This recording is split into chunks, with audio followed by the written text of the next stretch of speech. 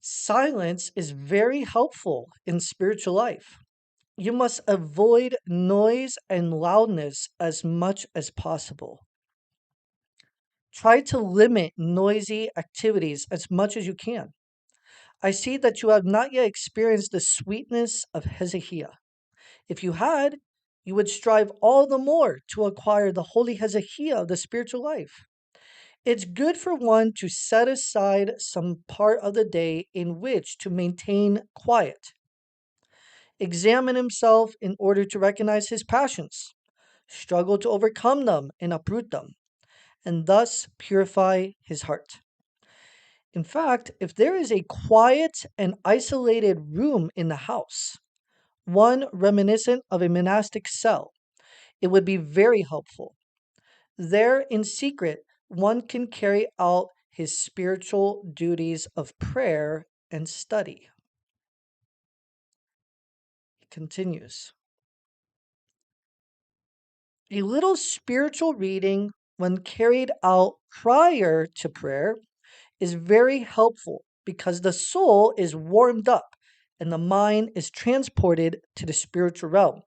This is why, when one has many distractions and cares during the day, he should, if he has 10 minutes for prayer, give preference to first studying something particularly strong for 2 minutes in order to dispel the distractions.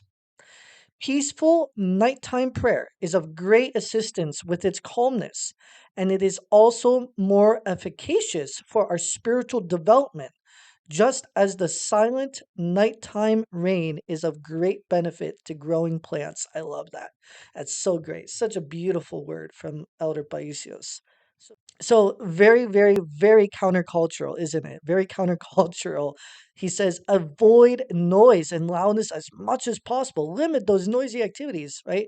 And yet, in our day and age, in our culture, spiritual, especially American culture, right, we just crave, we love noise, right? We love to be in noisy environments, right? We go to, I don't know, noisy parties and dinners. We like to go to music festivals that are really loud and like obnoxious, and we again with those headphones in, even when we're doing work or shoveling or we're doing homework, whatever, right? We just love noise, and yet that's not the orthodox ethos. It's not the way we should be really living our life. In fact, it's the complete opposite. We should actually be seeking a more hesychastic, quiet environment to be in. Why? Because one reason, he says, is because it's in that environment that we can take advantage of to actually spend some time in spiritual reading and prayer, right? How can you concentrate and how can you actually process and absorb and take in, you know, the spiritual messages in those prayers and those spiritual texts if you're just constantly, buzzing about with all this noise and distractions and this and that, right? You got to quiet down. You got to slow down and quiet down a little bit. Um, and there's a certain degree of sweetness, a joy that comes about with this external quiet. Um, it's very beneficial to our spiritual life. And then he goes on and he says this. He says there's actually a hierarchy to this.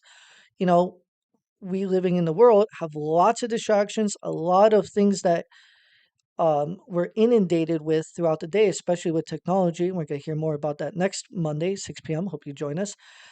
And so the mind is basically scattered and fragmented into a million little pieces. And this is actually not normal. This is actually the state of our fallenness. What's normal is that we are not scattered, we're not fragmented, but we're unified, we're collected, we are internalized, right? We're, calm and still, right? And so he says, look, when you go to pray, we got to pray in a manner where we're not distracted, where we are actually paying attention closely to our prayers, right? Connecting our mind with our heart so that what we say and what we understand and what we feel and how we feel are, on the same page. And all the saints, all the fathers talk about the importance of attentiveness in prayer. It's really, really important. And so he says, look, those of you living in the world, I got some advice for you. In order to get rid of some of those distractions and that scattered brainness, you know, uh, before you go to pray, he says, pick up, the Bible, pick up the lives of the saints, pick up a spiritual text of the church, and just read for like 5-10 minutes. And these are like spiritual vitamins, he says in one of his other texts. And this actually helps to bring our mind and our heart from the earthly realm, right? All these earthly cares, all these earthly distractions and worries that we have, and we're starting to bring it out of that, and we're placing it over here in the spiritual realm, right, where we really want to be, right? And so it helps with attentiveness. It helps with attentiveness prior to praying.